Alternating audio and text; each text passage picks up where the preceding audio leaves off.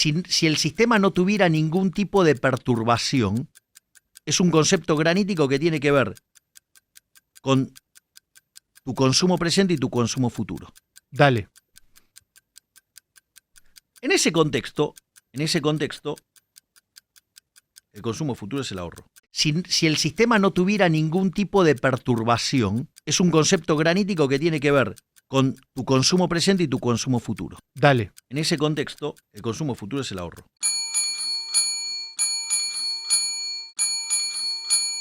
¿1445 se hace el curso forzoso o nace la moneda, entonces podríamos decir como curso forzoso?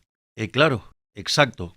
A ver, esto es medular dentro de la lógica del libro. Esta es la parte que parece que tuviéramos una discusión de sordos, literalmente. Toda la discusión que hoy tenemos sobre dolarización, ponele, es competencia de monedas y los argentinos ya eligieron el dólar. Por eso es la moneda con la que vas a liquidar el Banco Central. Después la moneda que terminen usando los argentinos puede ser cualquier moneda, la que se le dé la gana. Si vos, por ejemplo, fueras un petrolero, lo más probable es que tu moneda sea el WTI. Claro. ¿Me entendés? O sea, si vos, no sé, sos un tipo que se dedica al negocio del gas, tu moneda va a ser el BTU.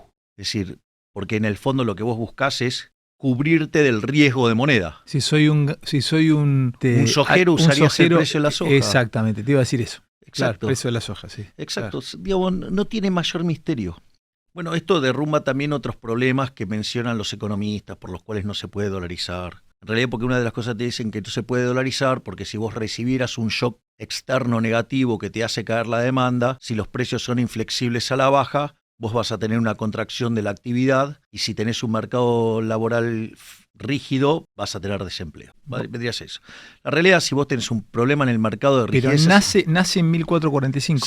Sí, pero ese es otro tipo de problema, pero voy desarmando algunos de los mitos que discuten los economistas, porque justo vos entraste acá, que es genial esto. ¿Me dejás ir llevándote de la mano? Porque yo estudié y necesito no perderme. Porque acá estás como un maestro vos. Entonces es muy raro, porque tengo que entrevistarte, charlar con vos, pero a la vez tratar de llevarte con lo que estudié para que vos expliques mejor lo que tenés que explicar. Gracias por tomarte el trabajo de estudiarlo. Sí, esto es parte de las refutaciones a la dolarización. Claro, entonces me pierdo. Entonces yo voy a llevar, primero, voy a contextualizar a la audiencia el tono de la nota. Voy a entrevistarte y vamos a hacer una especie de juego de rol como si fueses presidente. Yo soy presidente. Bueno, pero...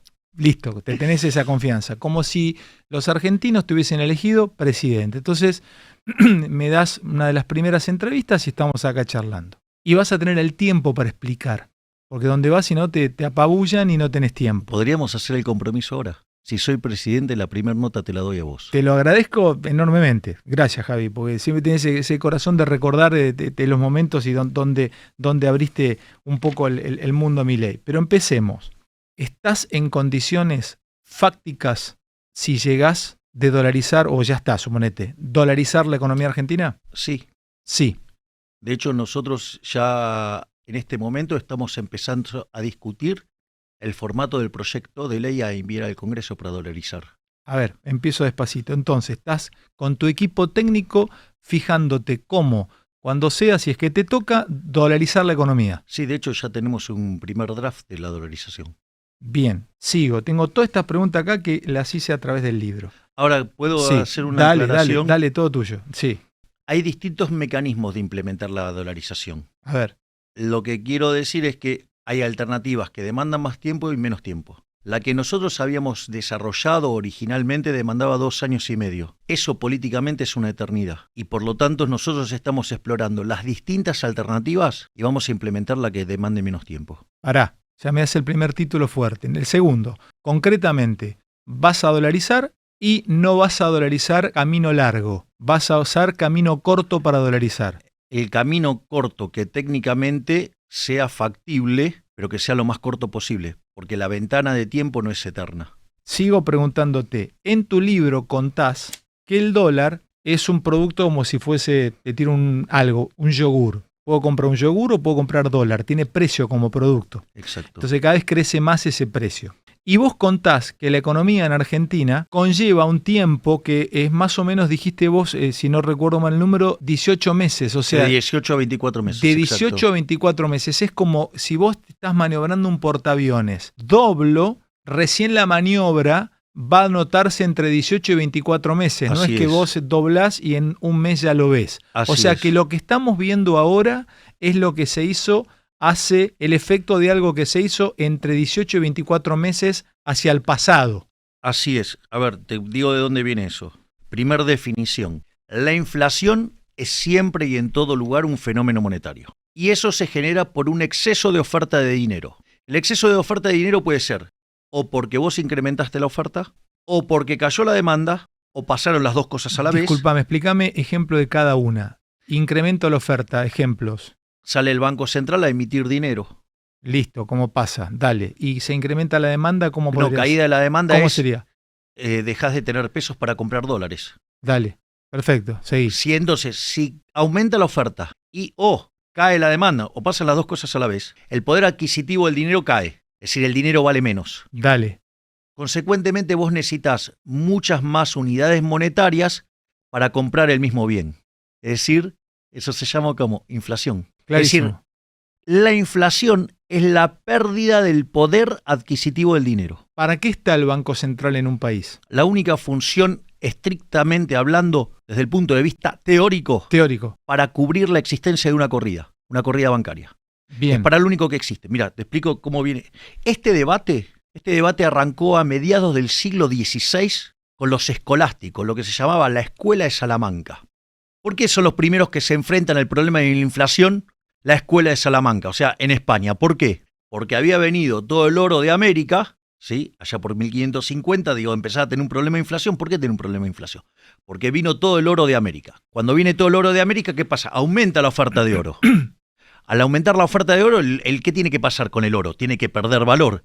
O sea, todos los bienes expresados en unidades de oro subieron, tenías inflación. Entonces, los tipos empiezan a decir, bueno, pará, acá hay un problema. ¿Dónde está el origen del problema? Aparecen distintas escuelas. Aparece la Currency School, es decir, la escuela monetaria, y aparece la Banking School, es decir, la escuela bancaria. Y eso genera todo un debate que después pasa a Escocia, después pasa a Italia, después pasa por Suiza y termina en Inglaterra en la primera mitad del siglo XIX con algo que se llama la Ley Peel. Entonces, ¿qué es lo que sucede? Sí. La Ley Peel lo que termina armando es algo muy parecido a lo que tuvimos nosotros con la convertibilidad.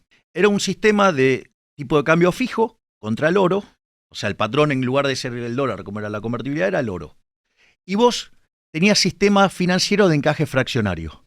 Entonces, ¿qué pasaba? Si por algún motivo el sistema financiero le prestaba mal y había una corrida, el Banco Central, ¿qué hacía? Asistía. Entonces se emitía. Ahora, ¿qué es lo que pasa? ¿Cuál era el problema? Si el problema estaba dentro del sistema, ejemplo, vos le prestaste mucho al sector público y el sector público defaultea y la única forma que tiene para pagar es emitiendo dinero, te emitía y te generaba una corrida sistémica que era independientemente de lo que hicieran los bancos. Porque, para variar, siempre el sector público, ¿qué hace? Apretaba a los bancos para que les presten a él. Claro. Entonces, cuando la gente se daba cuenta, corría y entonces se ponían a imprimir billetes y entonces con esos billetes iban y corrían contra el oro y cuando no quedaba más oro, ¿qué hacía? Devaluaban. Entonces, hacían un salto. Ahora, fíjate esto porque a pesar de eso, la inflación en el mundo era baja. Es decir, con lo cual, aún teniendo esos desmadres, era baja. Entonces, el único motivo verdadero por el cual existe el Banco Central tiene que ver con esto que se llama la función del prestamista de última instancia. Si vos tenés un sistema de encaje fraccionario que consta en algo, vos haces un depósito. El banco guarda una parte y la otra la presta. Ahora esa plata vuelve al sistema, vuelve a la gente. ¿La gente qué hace? Toma esa plata, una parte la guarda en el banco guarda una parte y esa parte restante ¿qué hace? La presta. Eso se genera algo que se llama multiplicador monetario. Y hace que la base monetaria se convierta en un número mucho más grande. Cuando vos mirás M1, M2, M3, digamos, son números más grandes en general que, digamos, la base monetaria. En ese contexto, el único motivo por el cual existe el Banco Central es para que sea prestamista de última instancia. Es decir, para cuando vos tenés una corrida bancaria. Es decir, que cuando, por ejemplo, un economista te dice, no podemos dolarizar porque tenemos déficit fiscal. ¿Cómo? Hay un libro de Robert Mandel sobre economía internacional, que es del año 68, ¿Qué es lo interesante? Tiene un concepto que se llama principio de clasificación efectiva de los instrumentos de mercado. Vos querés atacar la inflación se ataca con política monetaria. Si vos tenés un problema de déficit fiscal, se ataca con política fiscal. ¿Esto qué quiere decir? Ale, suponete que vos llegás a tu casa. Tu mujer te dice, che, Ale, no alcanza la guita. Bueno, entonces digo, ¿qué hacemos? Es decir, bueno, a ver, voy a tratar de ver si puedo generar más ingresos. Y de repente vos estás laburando 16 horas por día. ¿Podés generar más ingresos? Y es difícil. Entonces la solución es bajar los gastos, ¿no? Bueno, ¿qué te parece si agarra a alguien y te dice, no, Ale, la solución es irte de caño? Está mal, ¿no? Digamos, la solución no es robar. Es lo que hace el Banco Central. Cuando nosotros hacemos el planteo de la dolarización, si vos querés, hay 4 elementos para justificarlo. Ahora, el primer elemento, que es el que rehúye todo el mundo, es una cuestión ética y moral. Suponete lo siguiente, yo ahora tengo una fotocopiadora acá y empiezo a copiar billetes. Y con esos billetes te quiero comprar esa cámara, te quiero comprar esa silla, te quiero comprar aquel micrófono, te quiero comprar el celular. ¿Lo aceptarías? No, pues son falsos. Bien, me encanta. ¿Y cuando lo hace el Banco Central no? Es decir, si nosotros nos ponemos a imprimir billetes, vamos presos. El Banco Central me da un billete que yo puedo usar, me lo aceptan. ¿Por qué? Y porque es curso legal. Digamos, en realidad el curso legal es el nombre elegante de qué cosa, entonces. De lo que vos crees que, o lo que vos sostenés que es Génova 1445, el curso forzoso. Mira cómo hiciste el círculo, che. Es decir, a punta de pistola te obligan a utilizar. ¿Y por qué no el dólar? Pues no es lo mismo. No, ahí está el punto. Pero ese es el último punto del argumento. Entonces, el primer argumento, ¿es un robo? ¿Sí o no? Porque si yo te estoy obligando a utilizar esos billetes, es un robo, ¿sí o no? Sí, no puedo usar otro billete que, a ver, ¿puedo usar pesos o puedo usar dólares? Está bien, pero lo que digo es, si vos... Igual me pagan en pesos. Está bien. Y todo lo que te están escuchando les cobran en pesos. Bien, exacto. Entonces, ¿qué es lo que quiero decir con esto? Que algo sea legal no quiere decir que sea legítimo. El curso forzoso es legal, pero no es legítimo. La mejor muestra de que no es legítimo es que si vos te pones a hacer esta operación de imprimir billetes, vas a ir preso. Y sin embargo, los políticos lo hacen desde el Banco Central y ninguno va preso. Robar está mal. Consecuentemente, si robar está mal, no importa que lo hagas vos, él, lo haga yo, o el Banco Central, o un político. Está mal, robar está mal. Ese es el primer punto. Y fíjate que todos rehuyen contestar eso. Pero dale, seguí vos. Ya me diste el paso 1 ético, anda al 2, 3 y 4. Dale vos. Ahora vamos con el 2. ¿Cómo lo titulo al 2? El 2 tiene que ver con la cuestión técnica. Desde mi punto de vista, no existe tal cosa como una política monetaria óptima. Es decir, vos no podés determinar desde el lado de oferta la existencia de un bien. Te lo voy a explicar así. ¿Solo para Argentina no existe y es aplicable o para cualquier país? No existe conceptualmente. Es decir, parte del instrumental con el que trabajamos los economistas está mal. Y no existe tal cosa como una política monetaria óptima. Y te lo voy a hacer muy fácil. Supongamos que yo acá ahora tengo la mejor botella del mejor vino del mundo. Y estamos en una sociedad de abstemios. ¿Cuánto vale? Nada. 0. ¿Por qué? Porque no tiene demanda. Eso que yo acabo de explicar de una manera casi brutal, en la teoría económica tiene nombre. Se llama principio de imputación de Menger. Y eso quiere decir que los precios son los que determinan los costos y no los costos los que determinan los precios. Va despacito. Son los precios los que determinan los costos y no los costos los que determinan los precios. ¿Me das otro ejemplo? ¿Cómo sería en el día a día? Vamos con la botella de vino. Dale, son los precios. Yo soy muy, perdóname, así como soy bastante bueno para la filo, soy muy malo para la economía. Los precios determinan los costos, dale. Eso es lo que dice Menger. Pero vamos a hacerlo por el absurdo, o sea, al revés. Suponete que hago una botella de agua. Pero el precio, el precio del envase te va a determinar... Bueno, entonces vos tenés el precio del envase, la tapita, digo, todo lo que quieras. Sí. Ahora, la verdad es que la botella esa de agua, entonces, tiene un determinado costo. La pregunta es, ¿cuánto pagás por esa botella de agua en el medio del desierto del Sahara a plena luz del día? Mi vida te doy, mi vida no porque moriría, pero todo lo que tengo, te doy la camioneta, mi casa, si no me muero de sed. Tomá, bien. Acá lo tenés. ¿Cuánto pagarías por la segunda botella de agua? Un poco menos porque ya sacié mi sed. Y después que te tomaste 50 litros de agua, si te doy una botella me la tirás por la cabeza. Sí, no la tengo, no. Bueno, acabamos de describir que las cosas valen... Ahora, si esa misma botella de agua hoy vale otra cosa. puesto ahora acá, en este momento, ¿cuánto pagás por esa botella de agua? Nada pagaría. Si de hecho yo tengo agua acá. Digo, le muestro a la audiencia que tengo agua acá, tengo más agua que me ¿Con trajeron. quién me lo estás comparando? ¿Con el peso o con el dólar? No, es como vos valorás un bien. Entonces, por más que yo sume todos los costos, si ese producto, de vuelta, la botella de vino, la mejor de todas, no tiene demanda, ¿cuánto vale? Nada. ¿Cuánto puedo pagar para hacer eso? Nada, porque no tengo la plata. Es decir, yo puedo pagar esa botella, todo, si alguien quiere ese producto. Si nadie quiere ese producto, ¿me comprendés que entonces yo no puedo imponer desde la oferta un producto? ¿Y qué es lo que está tratando de hacer el Banco Central? Nos está tratando de imponer ese dinero. Ese dinero sería la botella de vino que nadie quiere. Claro. O sea, Entonces, el peso... está bueno el ejemplo. No, pero ahora sí, pero vos acabas de le acabas de dar el martillazo al clavo correcto. O sea, lo que vos me definís como una botella de vino en una sociedad de abstemios es el peso del Banco Central en la sociedad argentina. Exacto. Entonces, ¿qué es lo que pasa? ¿Cuánto debería valer el peso? 0. ¿Y cuánto vale la moneda? La moneda vale por lo que puede comprar. Y si no puede comprar nada, los precios son ¿cuánto? Medidos en moneda, infinito.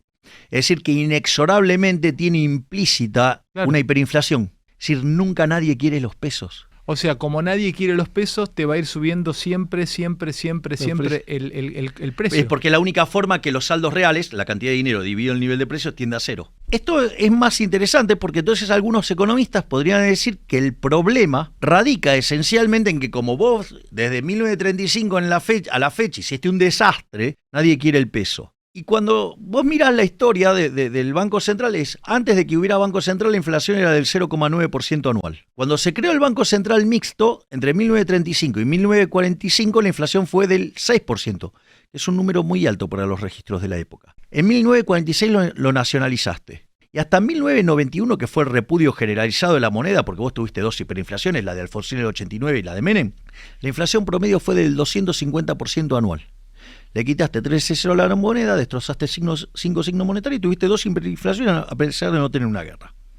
¿Eso qué hizo? Llevó a la convertibilidad, que te simulaba como si vos tuvieras dólares. Una invención genial de Cavallo, de Carlos Rodríguez, toda esa gente que, de hecho, de vuelta, Carlos Rodríguez es el jefe de asesores mío, junto a Roque Fernández y Darío Epstein. En ese contexto vos vas a la convertibilidad, la inflación promedio de la convertibilidad fue 9%, pero se concentró en el primer año y medio. Después desapareció.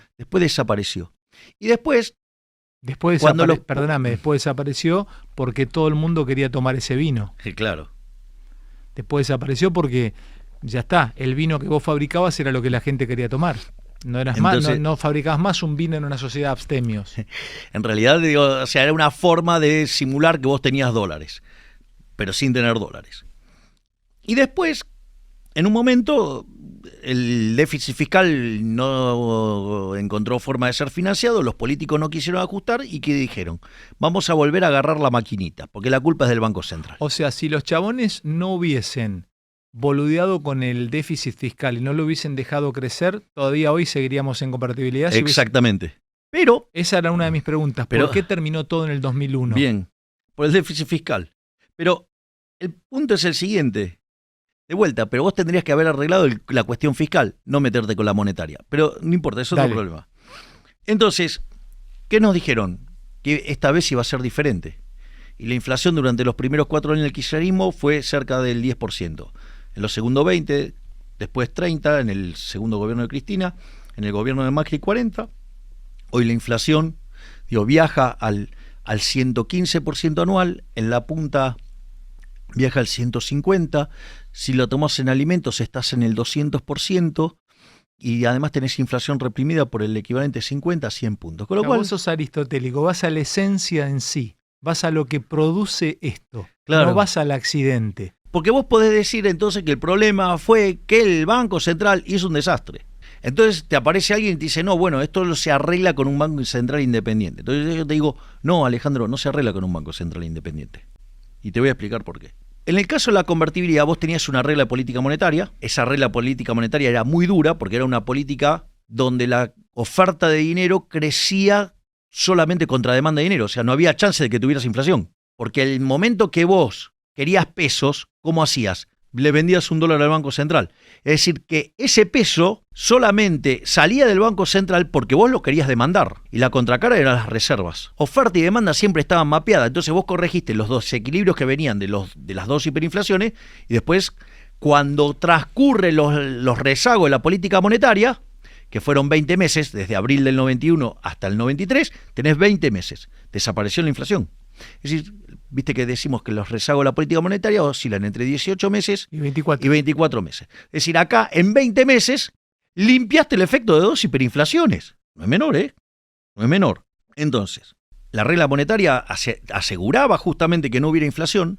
La regla monetaria la entendía todo el mundo entendía un peso, $1. No solo que todo el mundo la entendía, sino que además la regla había sido exitosa porque logró bajar la inflación. La regla era tan popular que ganaba elecciones. La regla ganaba elecciones. El que decía que respetaba la regla ganaba elecciones. Y no solo eso, hay algo que para mí es todavía muchísimo más profundo, mucho más profundo. Toda la estructura contractual de la economía estaba edificada sobre la regla, con lo cual romper la regla era un desastre. Y los políticos prefirieron causar ese desastre con tal de seguir la orgía de gasto público.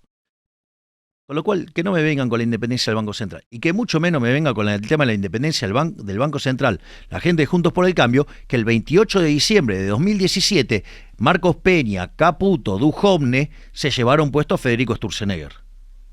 ¿Ok? Entonces, que no me vengan a hablar de la independencia del Banco Central si son los primeros que, cuando no les gustó lo que hacía el Banco Central, se lo llevaron puesto. Con lo cual, la pregunta es, mirá, no tengo reputación para tener un banco central porque la verdad que desde el año 35 venimos haciendo desastre. Es cierto, pero hay algo todavía mucho más profundo. ¿Estás en la etapa 2 o en la 3? No estoy con la 2 porque son los fundamentos, estos son los fundamentos técnicos para la instrumentación. Dale. Que es que no existe tal cosa como la política monetaria óptima. En realidad, el dinero es una invención privada. ¿Cómo nace el dinero? Suponete que estás en una economía de trueque. Vos producís zapatos y querés comprar alimento. Lo que vos tenés que encontrar ahora es un una tipo... doble coincidencia. Se llama doble coincidencia, exactamente. Tenés que encontrar al tipo que produce, no sé, suponete que querés comer arroz. Al tipo que produce arroz, pero que además necesite zapatos. Exacto. O sea, es un problema grave. Sí. Ahora, suponete lo siguiente. Vos producís zapatos y ahora querés comprar un auto. ¿Y cuál es el problema? El que vende el auto también quiere comprar zapatos, pero ¿cuál es el problema? Que no quiere tantos pares de zapatos. Hay lo que se llama un problema de indivisibilidad. Frente a ese problema de doble coincidencia y de indivisibilidad, los seres humanos se pusieron a llorar. No se pusieron a llorar y gritar, quiero Estado, que me arregle este problema. No, ¿qué hicieron? Lo solucionaron. ¿Cómo lo solucionaron? Buscaron lo que se llamaba un bien de intercambio indirecto. Un bien que se comercializaba mucho y que usaba para hacer intercambios indirectos. El bien de intercambio indirecto, a la postre, se termina convirtiendo en lo que se llama el dinero. Entonces, ¿cuál fue el primer dinero que tuvo la economía? Cuando eran nómades los seres humanos. ¿Con qué viajaban? Con el ganado. Entonces, la primer moneda que se utilizó, ¿qué fue? El ganado. ¿Por qué? Y porque era lo que necesitaban para comer.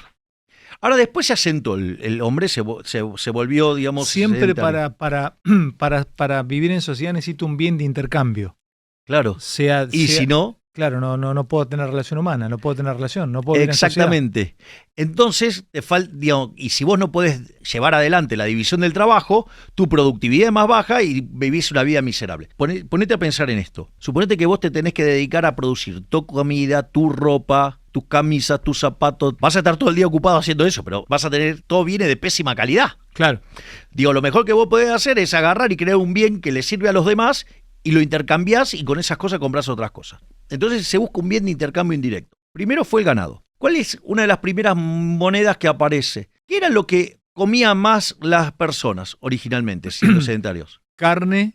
¿Y qué cosa? Y pan, sí. Pan. Entonces, ¿cuál crees que naturalmente iba a ser la primera moneda? El trigo. Es cierto, porque incluso las divisiones sociales en Grecia se hacían con medimnos, con medidas de trigo y de exactamente, sí. Bueno, por algo, digamos, o sea, peso, libra, sí, lira, claro. Sí, peseta. ¿De dónde cree que viene? Era unidades de peso. Las reformas de Solón, incluso las reformas luego de Roma eran a través de parcelas para poder sembrar y para poder tener trigo y cereales. Muy Entonces, interesante. Fíjate esto. Entonces se usó el trigo, se usó el lino, se usó la sal. ¿De dónde viene el salario? De sal. De Claro. sal. Ahora, por ejemplo, Siempre el se oro usó también, el ¿no? tabaco. No, pará. No, porque eso es una evolución posterior. Vos fíjate esto, en las películas de cárcel, ¿cuál era el dinero? El cigarrillo. Los cigarrillos, exacto. Bien. Entonces, ahora, ¿cuál es el problema? El problema con eso. A ver, ¿por qué se dice que si se te cae la sal es mala suerte? Porque cuando vos ibas a hacer una transacción en sal, ¿qué pasa? Si te ponías a manipular el saco, si el saco se caía, perdías poder adquisitivo, era mala suerte, claramente. Entonces, ¿qué era? ¿Cómo le pasás el salero a otro? Tomás así el salero y se lo pasás así. Cosa que si se le cae el otro. Exacto. Claro. ¿Por qué? Porque era una pérdida del poder adquisitivo. De ahí viene el concepto. Y salario porque te pagaban en sal. Ahora, ¿cuál es el problema con la sal, el lino, el trigo, el tabaco, lo que vos quieras? Que esos bienes se deterioran con el paso del tiempo. Es decir, no sirven como reserva de valor. Y el problema es que si vos querés pasar el consumo del presente al futuro o viceversa, necesitas que eso no se deteriore, porque si se te deteriora tenés un... Bueno, de hecho es una tasa de interés negativa. El caso emblemático de tasa de interés negativa que es el helado. Si vos no te tomás el helado ahora, ¿qué pasa? No lo tomo más, se me derrite. Porque se te derrite. Bueno, eso es tasa de interés negativa. Es decir, conforme pasa el tiempo vale menos. ¿Ok? Entonces, en ese contexto, ¿qué es lo que sucede? Bueno, había que buscar algo que fuera durable. Y ahí aparece ¿qué cosa? El oro y la plata. La plata para las transacciones chicas, el oro para las transacciones grandes. Ahora empezamos a hacer transacciones en oro, en plata, en lo que vos quieras. Fantástico. Pesábamos la cantidad de oro y en eso hacíamos la transacción. Ahora, suponete lo siguiente. Vos querés comercializar porque eso fomenta la división del trabajo y genera bienestar. Ya vimos que si te tuvieras que ocupar de cada uno de los bienes que vos consumís, tu vida sería miserable. No vivo, sí. Entonces, ¿qué haces? Empezás a comercializar. Ahora, ¿cuál es el problema? ¿Vos te acordás de la serie El Zorro? La serie El Zorro tenía una característica que la escribís en tu libro. Dos características. Generalmente atacaban a los tipos que llegaban desde el puerto a la ciudad, porque sabían que llevaba oro. Porque venían a comercializar, y si venían a comercializar, ¿qué llevaban? Oro. Oro, tenían un cartel que decía oro. Sí, ¿Y el otro delincuente quién era? El Estado. El zorro que peleaba contra los delincuentes que atacaban en la ruta, o sea, era Rothbard el zorro.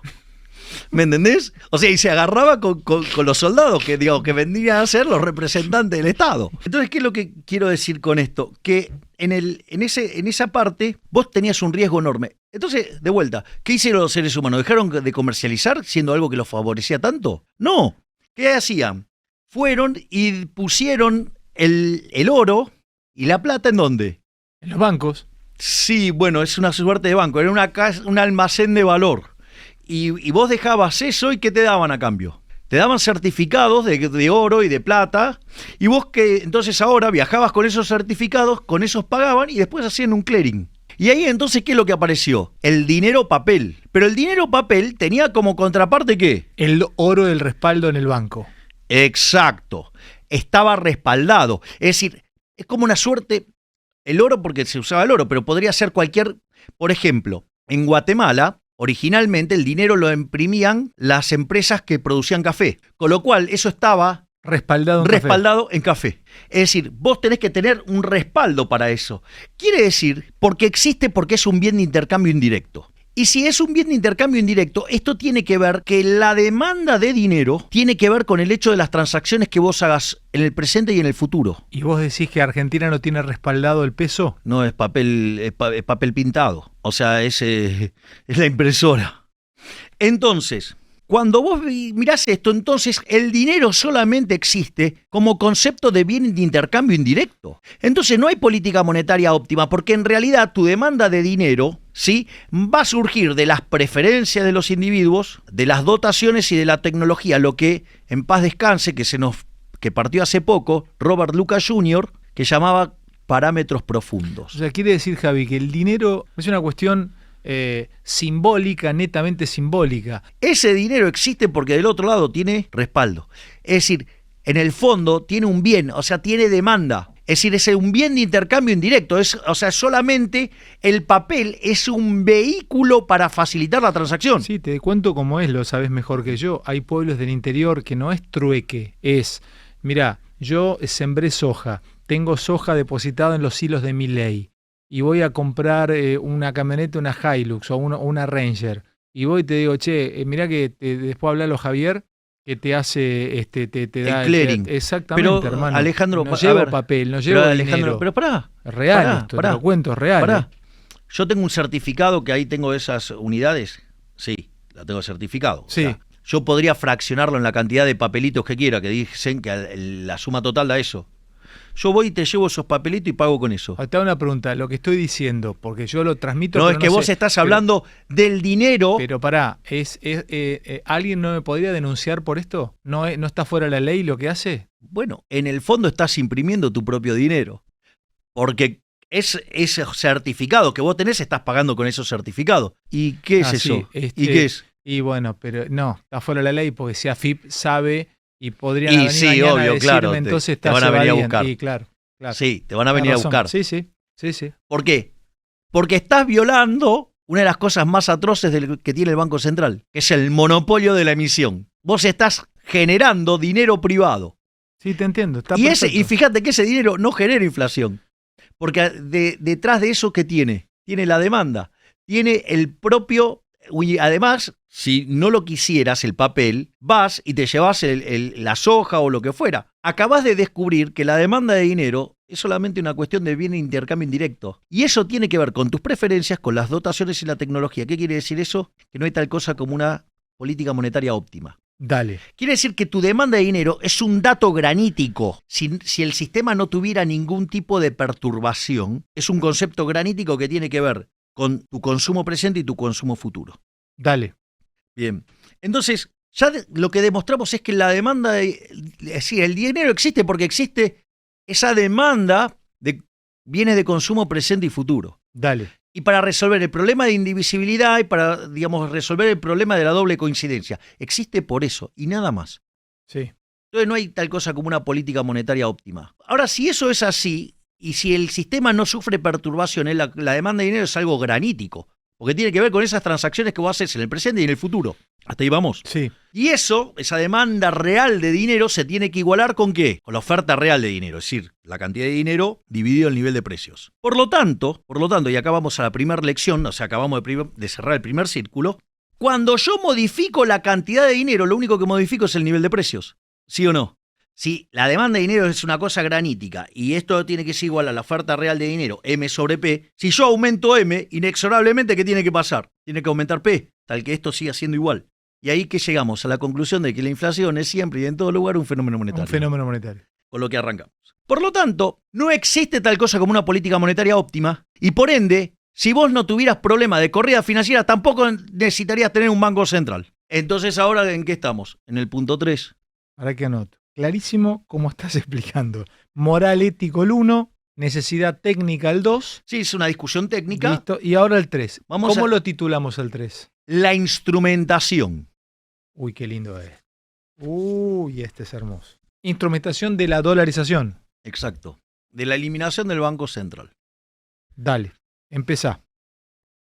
Yo originalmente el artículo que escribí sobre esto lo escribí en el 2016 y explicaba cómo dolarizar.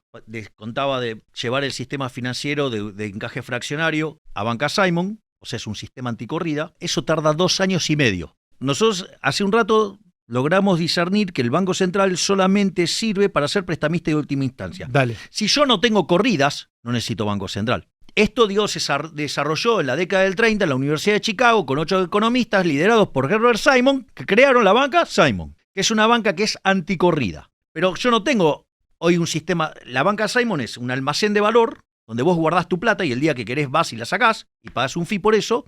Y después tenés la banca de inversión. ¿Te gusta el interés? Bueno, vas a la banca de inversión. O sea, si te gusta el durazno, bancate la pelusa. O sea, ganar tasa de interés también implica riesgos. ¿Ok? Y con la otra, con la banca Simon, ¿qué ganó? Eso es la banca Simon. O sea, tenés el almacén de valor, tenés que pagar para que te guarden el dinero, como si fuera una caja fuerte. ¿Pero no lo multiplico? No, queda guardado ahí. Es una caja fuerte. Y te cobran por eso. Por eso se llama almacén de valor. ¿Y la otra que es la otra es la banca de inversión. Es la típica, el banco típico? No necesariamente. Es vos financiás al sector privado. Entonces vas a ir a una institución que financia a empresas. Y ese financiamiento vas a cobrar una tasa de interés. Entonces vos podés tener... El mercado lo vas a tener segmentado. ¿Cuál te gusta más a vos? No, esa es la banca Simon. Estoy explicando esa es banca Simon. Dale. ¿Sí? Entonces vos necesitas tomar un préstamo y entonces va a haber, digamos, instituciones que se dediquen, por ejemplo, a préstamos para consumo, préstamos para inversión, préstamos para working capital, para lo que vos quieras. Y hay todo un mercado financiero, con lo cual implica todo un desarrollo de los mercados financieros. En este contexto, tardás en pasar de la banca actual a la banca Simon, con los parámetros de Argentina hoy, cerca de 2 años y medio. Es decir, nunca dije que era instantáneo. Esa es una mentira que elaboraron la gente de Juntos por el Cambio con sus periodistas ensobrados. Así, muchachos, digo, así de cruel lo voy a decir. Dicho esto, una vez que vos haces eso, puede ser un sistema de banca libre, donde si los bancos se equivocan, quiebran. Si vos invertiste en un lugar equivocado, quebrás, pero no le pasás la quiebra a toda la economía, no socializás la pérdida. O sea, si te equivocaste, el costo lo pagás vos y la institución que se equivocó, no el resto de la sociedad. ¿Y si yo puse guita en ese banco que se equivocó? Estaba contemplado en la tasa de interés. Si te gusta el durazno, bancate la pelusa. O sea, seguro que te dieron más tasa de interés. Por algo elegiste ese lugar. Y decidiste tomar más riesgo. Y si tomaste más riesgo y te sale mal, I'm so sorry for you. ¿No?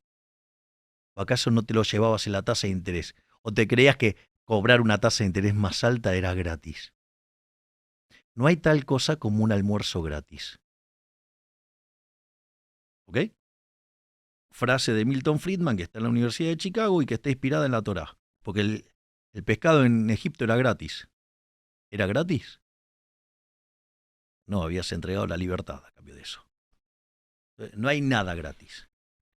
Entonces, ahora vos estás en esta situación que ahora, digamos, abrís la competencia de moneda. Lo más probable es que los argentinos elijan la dolarización y después liquidás el Banco Central. Como verás, solamente la primera parte del proceso demanda 2 años y medio. La pregunta es, ¿cuándo dije yo que se dolarizaba el día 1? O sea, es una estupidez. Pará, Javi, pará. Entonces, para que me quede claro y le quede claro a la gente, ¿es confirmado entonces que tu proceso de dolarización no dura menos de 2 años y medio? No. El punto es el siguiente. Nosotros arrancamos con esta propuesta. Dale. Y después yo lo conocí a Emilio Campo.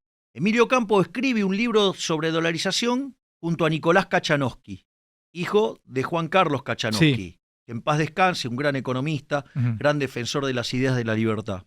En ese contexto, yo leo el libro. Al margen de algunos elementos que tenemos en común, la gran virtud de ese libro es que para hacer las reformas que nosotros estábamos proponiendo desde La Libertad Avanza, requería cerca de 250 leyes y por lo menos 3 años. Acá, el proceso es el tiempo en el cual descargo toda la posición del ELIX. O sea, hay que ver cuánto tiempo tarda en estructurarse la operación. O sea, es puramente instrumental el problema. Pero no te va a llevar más de un año. Si el financiamiento aparece rápido, tarda menos. Si aparece lento, tarda más. Depende de que vos consigas el financiamiento. Cuanto más rápido lo conseguís, más rápido lo haces. ¿Quién te financia o quién no financia? Bueno, eso es lo que es parte de la instrumentación, cómo se discute. Dale, eso. Seguí, no te adelanto. Entonces, esto es muy interesante porque vos tenés, y esto yo te lo anticipé antes y ahora lo desarrollamos, vos tenés 7 modelos de política monetaria y sistema financiero. El sistema 1, el más rudimentario, el más horrible de todos, es con banco central discrecional, o sea, emite como se le da la gana, con sistema de encaje fraccionario. Puede haber corridas, desastres, todas esas cosas. Ese es el modelo 1. El modelo 2 es, vos tenés política monetaria de reglas, como la mayoría del mundo, y sistema de encaje fraccionario. El modelo 3 es el modelo de la convertibilidad, un tipo de cambio fijo con o sin ley, en el caso argentino tenía ley, y sistema de encaje fraccionario. El modelo 4 es el modelo de Ecuador, que es el sistema financiero de encaje fraccionario, pero dolarizado. El modelo 5 es dolarizado con banca offshore, Panamá. Y después, el 6 es con patrón oro y banca Simon. Y el 7 es libre competencia de monedas con banca Simon, pero libre. Con lo cual, digamos, o sea, además hay un sistema de competitividad y puede generarse algunos segmentos. ¿El tuyo está dentro de alguno de los 7? El 7. Yo proponía el 7. Las propuestas de dolarización, hay varias propuestas de dolarización. Está la nuestra, de La Libertad Avanza, está la de Emilio Campo con Nicolás Kachanowski, está la de Alfredo Romano, que tiene un libro que se llama Dolarización, está la de Jorge Ávila, está la de Carlos Rodríguez, está la de Adrián Rabier. O sea, hay un montón de alternativas para hacer la dolarización. En un momento empiezan a debatir entre Emilio Campo y Jorge Ávila Porque una de las cosas que le decía Jorge a Emilio era, bueno, che, pero si hay una corrida no tenés prestamista de última instancia y no tenés de dónde sacar los dólares. Entonces no te puedes quedar con este modelo de sistema financiero si no modificás la banca. Y la realidad es que la discusión en otro país sería relevante, en términos teóricos es relevante, en términos prácticos Argentina no. Y ahora voy a explicar por eso. Cuando vos querés rescatar una empresa, ¿cómo se rescata una empresa? Liquidás tus activos y con tus activos vas y pagás ¿qué? Tus pasivos. Movete el micrófono, medita para vos. Ahí está, dale, porque esta es la parte importante. Ahí. Dale, sí, dale. Es decir, ¿vos qué haces? Liquidás tus activos y con esos activos ¿qué haces? Rescatás tus pasivos. Y el resto es tu patrimonio, la que ganaste vos, es tuya, es la tuya esa. Vos entonces tenés que liquidar los pasivos del Banco Central. Es decir, lo que se llama dolarización o eliminación del Banco Central, o lo que llamalo como quieras, requiere la liquidación de los pasivos del Banco Central. Y los pasivos del Banco Central pueden ser... Hablando en criollo, el Banco Central para cerrarlo primero tiene que pagar sus deudas. Tenés que pagar las deudas del Banco Central. Y cobrar algunas que tiene. Exacto. Tiene que cobrar los créditos para pagar las deudas. Entonces, ¿qué es lo que sucede ahora? Vos tenés que los pasivos del Banco Central, que son la base monetaria... Vamos despacio ahí, que lo estudié mucho para preguntártelo. Porque han tirado cualquier cantidad de cifras. ¿Cuántos miles de millones de dólares necesitas? Bueno, vamos por esto. Base monetaria, voy a anotar entonces. Esperá, pero no te me adelante, para que anoto. Tenés que liquidar la base monetaria... Pará. Tengo que retirar todos los pesos del mercado. Sí, pero no solo la base monetaria. También tenés otros pasivos remunerados que se llaman LELIQs. Bueno, discúlpame. Tengo que retirar la base monetaria, los pesos fácticos y las LELIQ. Y las LELIQs. Tengo que chupar las LELIQ de que está encajada en los bancos.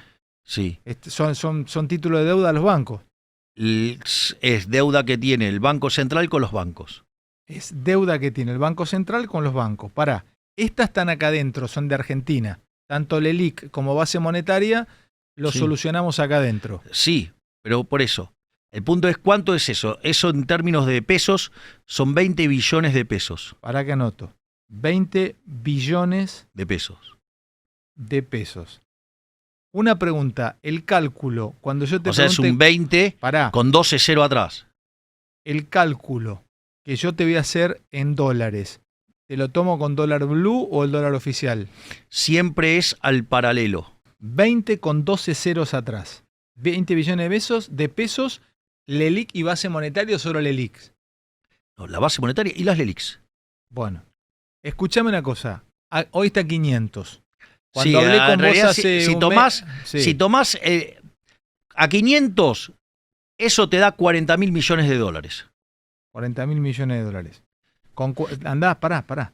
Con 40.000 millones de dólares, hoy chupo toda la base monetaria y las LELIQs. Exacto. Pará, Con 40.000 millones de dólares. Sí, igual, digamos, o sea, cuando vos tomás el más alto de todos los tipos de cambio, hay uno que está a 510. Bueno, No, esto es importante. ¿Sabes por qué?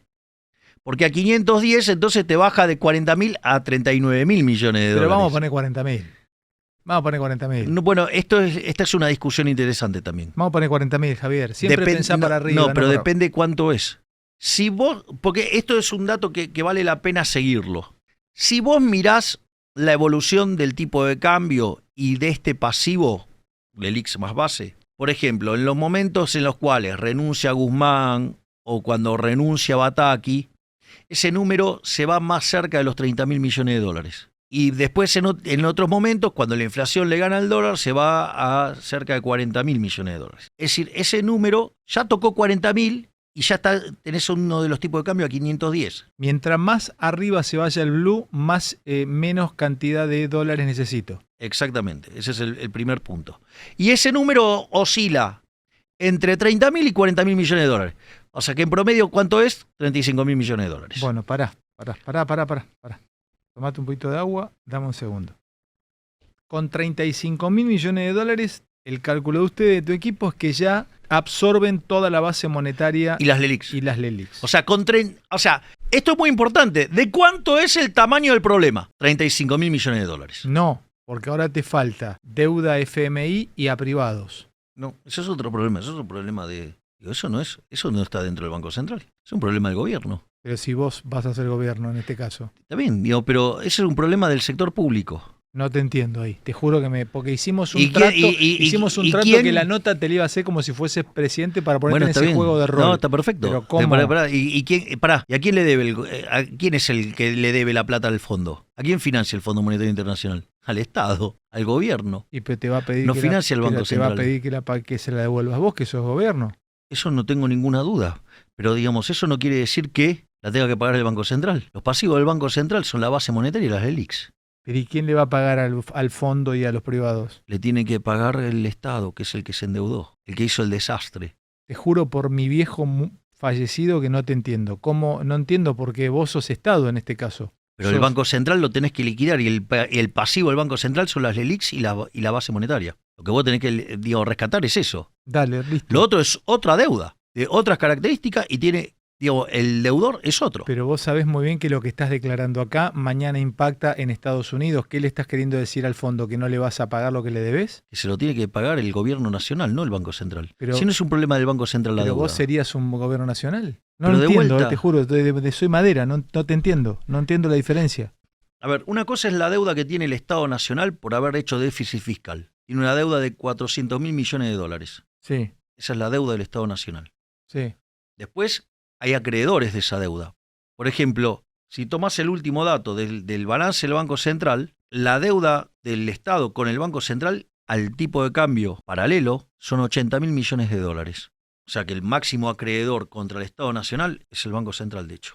Entonces, la deuda que tiene el Banco Central, Para que te prenda el aire. una cosa es la deuda que tiene el Banco Central, la otra es la deuda pública. O sea, el Banco Central, si vos querés, es el agente financiero. Está perfecto, me está explicando técnicamente. Bueno, escuchame No, una pero cosa. digo, no tengo problema en está clarísimo, Entonces, te lo entendí. Yo tengo que rescatar entonces 35.000 millones de dólares. Mi problema se llama 35.000 millones de dólares. ¿Qué quiere decir esto? Que los que dijeron que eran 70.000, que dijeron que eran 50.000, mintieron.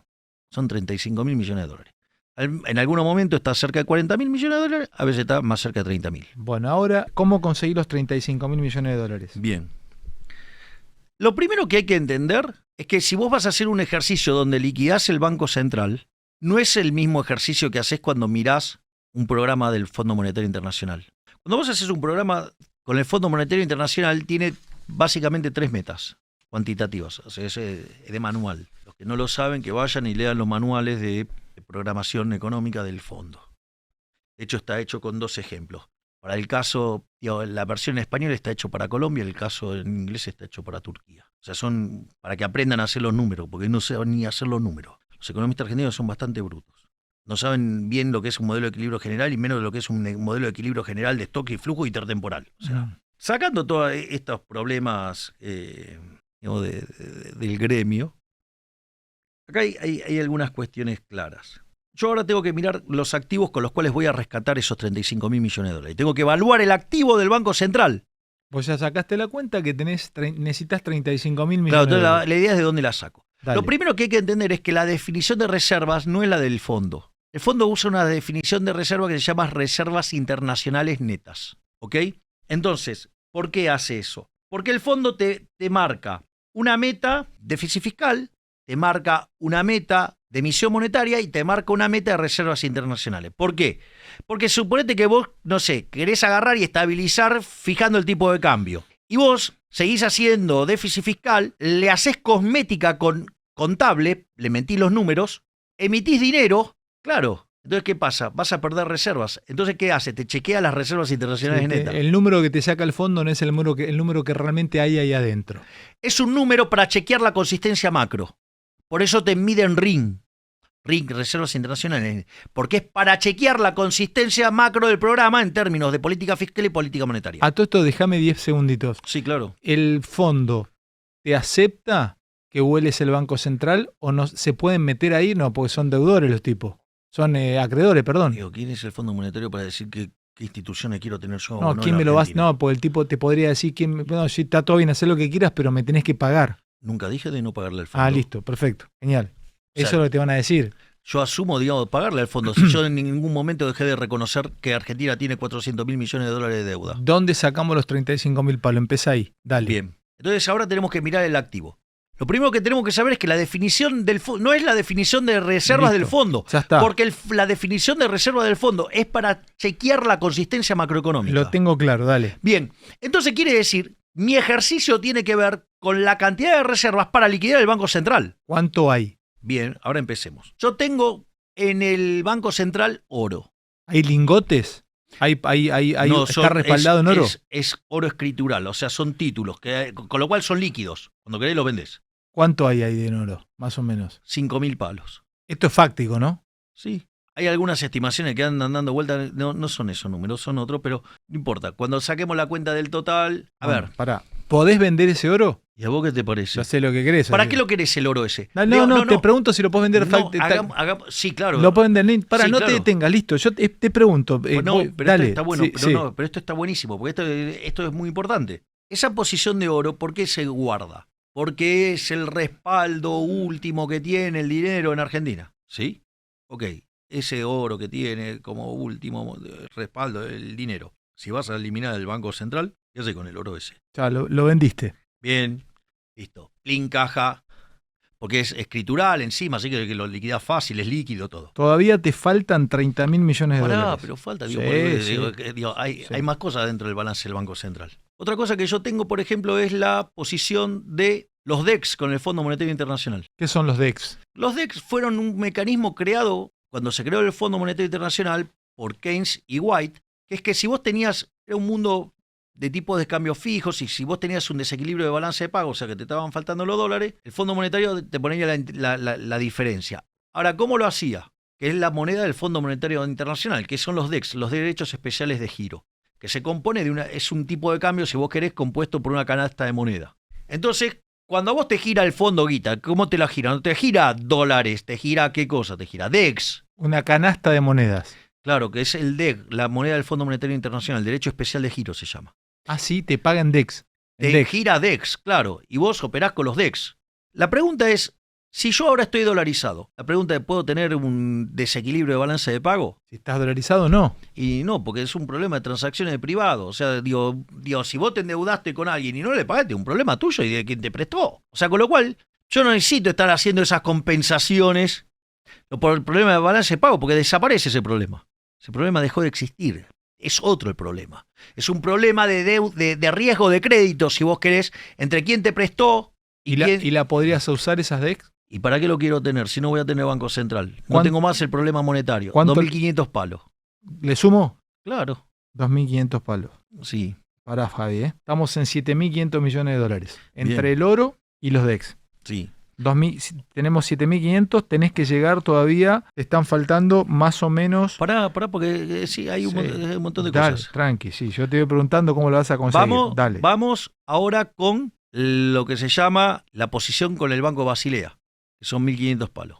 Posición con el Banco de Basilea. Sí, el BIS. 1.500 palos. Sí, pero eso ¿por qué? ¿Eso para qué se hace? Para hacer clearing entre países. Listo, dale. Pregunta, si estás dolarizado, ¿necesitas hacer clearing? No.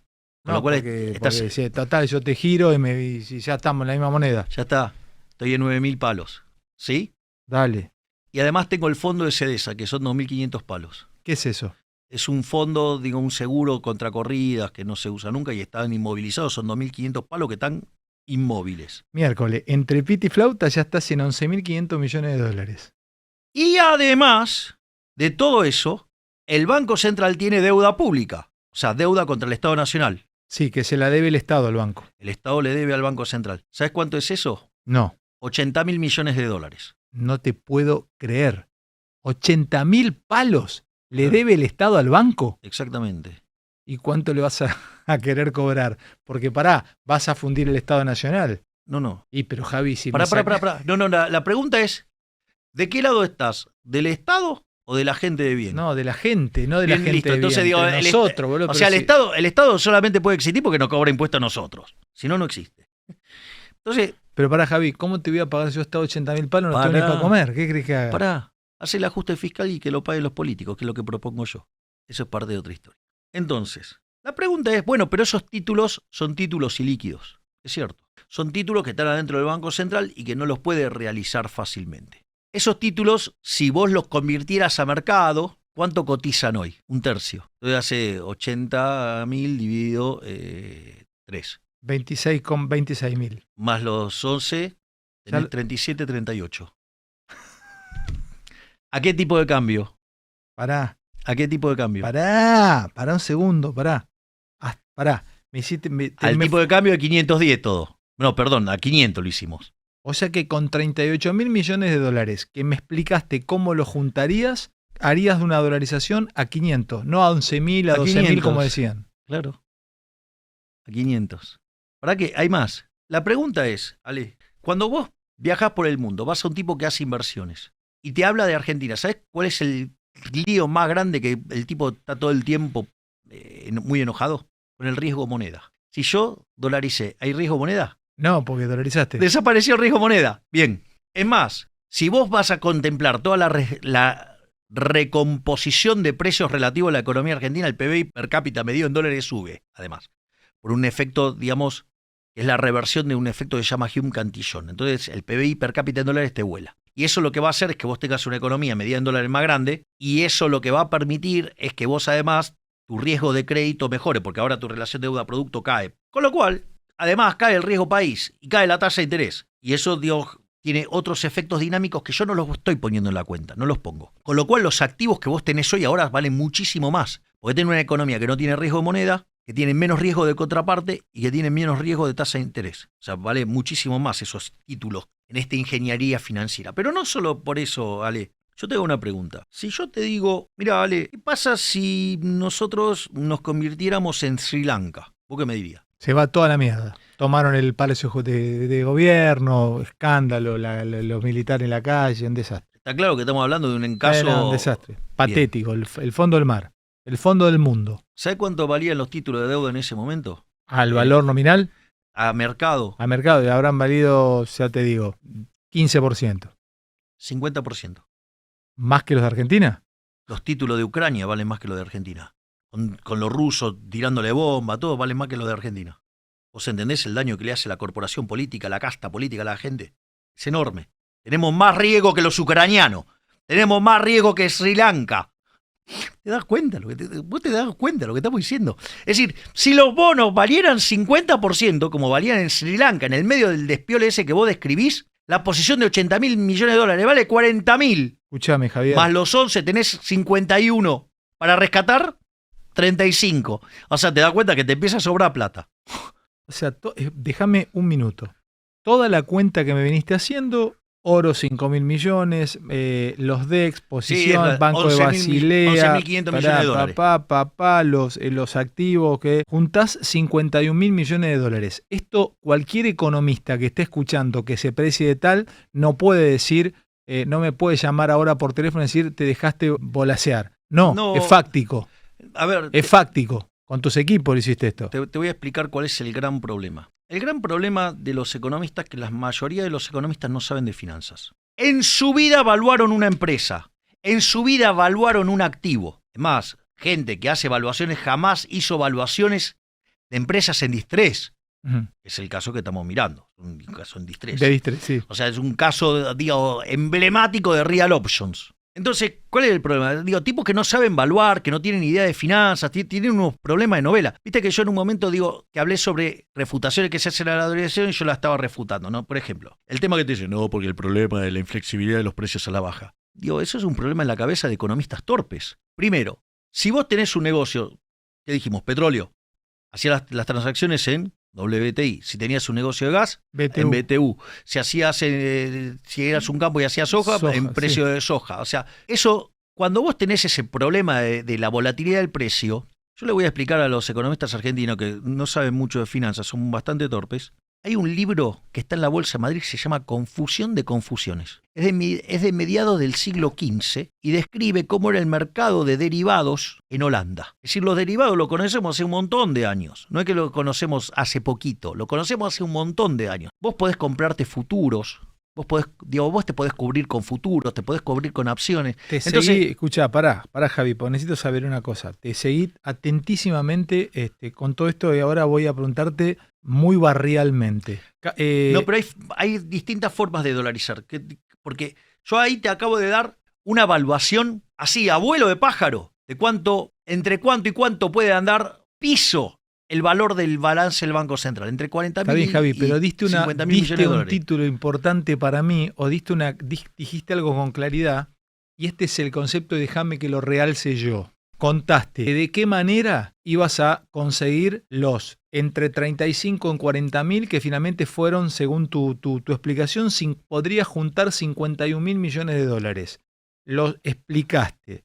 Después contaste que la dolarización se produciría más rápido que lo que en su momento se pensó de 2 años y medio. Sería más rápido. Y después contaste que la salida... que depende de esa velocidad, al Sí. ritmo que se pueda estructurar la operación. Y después contaste que el número de salida de dolarización sería a 500. Siempre es el número, porque este es un número variable, es a mercado. Siempre es al tipo de cambio de mercado, o sea, el paralelo. Siempre es al paralelo. Bueno, me asustaste, no, le diste el número. Es el paralelo. Si acá a 3 meses el paralelo está en 600, La hacemos en 600. si está hoy está a 390, lo haces en 390. Siempre es Pero a escúchame, mercado. no lo haces a 8.500 pesos. No, es una estupidez, te das cuenta que no tiene sentido. Listo, Porque dale. nosotros estuvimos haciendo la cuenta, ¿cuánto? A 500 recién. Sí, llegamos a esto después de 1 hora y media de charla y me diste el número exacto, Claro. o más o menos ahí, Pero pero le a hicimos- mercado. Pero siempre Bueno, es entonces a mercado. desestimo la idea esa de cuando Milei haga esto. No, es una estupidez. Bueno, pará. No, sí, pero ahí hay dos dimensiones de esto. Yo te hago una pregunta. Ahora digo, porque vamos a quitarle la máscara a los políticos mentirosos que dicen, si Milei hace esto, el tipo de cambio es 10.000, digo, o sea... Pero olvídate de ellos. No, Estás pero- solo acá charlando No, conmigo sí, y con está mucha bien, está gente bien, del otro lado. Está bien, Sí. pero ¿sabes qué le infunden miedo a la gente? Y los quieren aterrorizar. Porque en realidad los que están aterrorizados son los políticos ladrones, porque les voy a cortar el chorro por todos lados. Y van a tener que laburar honestamente. Ustedes están preocupados. Los parásitos están preocupados. Porque en mi concepto, si vos tenés parásito y cuerpo, ¿a quién salvás? ¿Al cuerpo o al parásito? El cuerpo. Bueno, entonces los parásitos están que trinan, ¿ok? Vamos por partes. Entonces, lo primero que hay que entender es que el tipo de cambio siempre es el de mercado, siempre. Yo te hago una pregunta, que esta era la pregunta que te iba a hacer. Si vos tenés que computar tu salario en dólares, ¿vos lo haces al tipo de cambio oficial o al paralelo? Al paralelo. Exacto, puede ser el que podés comprar. Si vos haces el cómputo de tu salario al tipo de cambio oficial, te estás haciendo trampa jugando al solitario. Por eso yo quiero preguntarte si esto se da como suponete que se te dé. No, está bien, pero lo Yo que digo voy es, yo voy no al- dejemos que le mientan a la No, gente está claro, Javi, pero escuchá. con que los dólares que gana hoy son los del tipo de cambio oficial, porque son los del paralelo. No, por eso quiero preguntarte. Escucha, un chabón que gana 200 lucas, le haces esto y va a cobrar va al Banelco y saca... ¿Cuánto cobra hoy el que cobra 200 lucas? ¿Cuánto cobra hoy en dólares? Sácame vos, economista. Si son... Dividido 500. Sería 2.000 dólares. No. Sí, 2.000 dólares. No, 400 dólares. $1.000 son 500.000 pesos. O sea, estás hablando de 400 dólares. Pará, listo. Escuchá. El tipo que cobra 200 lucas, ponele, no sé, una mina que labura, digo siempre el mismo ejemplo, Ricky Sarkani, 200 lucas. Son 400 dólares. Ok. 400 Hoy. dólares. Sí, hoy, pará. Hoy. Te toca y haces esto, la mina va al Banelco y saca 400 dólares. 400 dólares. ¿Del Banelco? Claro. No cobra más peso, cobra dólares. No cobra más peso, cobra en dólares. ¿Y las expensas cómo las pagan? Dólares. En dólares. Pará, dulce de leche, la campañola, en dólares. Lo paga en dólares. Zapatillas Nike, dólares. Todo dólares. Tenía una pregunta. ¿Qué pasa si te los quieren chorear? Si te viene una super empresa y te quiere empezar a sacar y llevarse los dólares. ¿Cómo los parás? Si no tiene nada para frenarte la corrida. No, ¿qué corrida? ¿Alguien se lo tiene que vender? ¿Cómo alguien se lo tiene que vender? Y si vos querés los dólares, comprar los dólares, alguien te lo tiene que vender. ¿Qué le vas a dar a cambio de esos dólares? Yo te doy soja y vos me das dólares bueno, y sale para Casa Central Estados Unidos. ¿Y cuál es el problema? Y se me van los dólares, me quedo sin dólares. ¿Y cuál es el Y problema? no puedo emitir acá. No, emitir no vas a emitir más. Y bueno, y si nos Ya se quedamos terminó la y si inflación. nos quedamos sin dólares, ¿Por qué te vas a quedar sin dólares? Si ahí en el colchón hay más de 300.000 millones de dólares. ¿y quién te dijo que te los van a sacar? Te los van a dar. La pregunta es, ¿y por qué lo vas a dejar en el colchón si ahora ya no tenés más riesgo de moneda? ¿Por qué tenés vos los dólares en el colchón? Porque sé que es algo que no tiene precio, boludo. O sea, lo dejo ahí y me digo... No, porque vos querés ahorrar, no los querés dejar blancos porque sabés que el político te va a robar con eso. Entonces, ¿qué haces? Los sacás del sistema y te los escondés. Ahora, si la economía está dolarizada, ¿cómo te monitorean? Andás monitoreando con todo esto. O sea, el blanqueo ocurre de hecho. te querés comprar un auto, ¿qué haces? Y bueno. Ahora, qué loco, porque te sincera un punto que decís, gano $400 por mes, ¿cuándo voy a comprar un departamento de 70 lucas verde? En mi puta vida. ¿Crédito va a haber? La pregunta es al revés. ¿Hay crédito hoy? No. Ah, y entonces, ¿de qué estamos hablando? Y sí va a haber crédito, porque la pregunta es, uno de los elementos que más destruyen el ahorro es que la inflación. ¿Cómo me puedes decir que esto va a ser virtuoso? Ahora ya entra una cuestión filosófica. ¿Cómo vas a generar virtuosismo para que este sistema, porque te digo que te dicen los agoreros, te dicen, boludo, va a sembrar de pobres, esto va a volar por el aire y nos va a hacer mierda todo? ¿Cómo me decís que va a ser virtuoso? Argentina, ¿en qué ranking del mundo estaba antes de tener Banco Central? No, estaba entre los países más poderosos del mundo. Estaba sí. entre los 5 más poderosos. Sí. ¿Hoy dónde está? 140. Pero viste que te dicen que en Ecuador las cosas no le fueron bien. Es mentira, es mentira.